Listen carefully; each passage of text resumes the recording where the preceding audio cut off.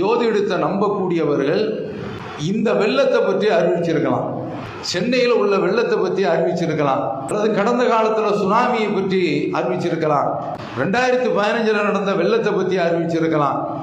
எவராலும் அறியவே முடியாது. 5 விஷயங்கள்ல யாரும் உரிமையை கொண்டாட முடியாது என்று சொல்கின்றான்.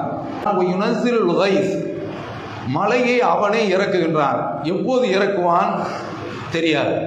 யாழம் மாஃபில் அரஹாம், கருவில் உள்ள குழந்தைகளை இவன் அறிகின்றான்.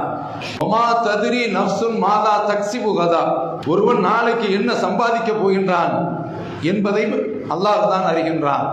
ஒமா தத்ரி நஃப்சுன் பி ஐய அருந்தின் தமூத், ஒருவன் எங்கே எந்த பகுதியில் மரணம் அடைய போகின்றான் அல்லாஹ்வுக்கு தான் தெரியும்.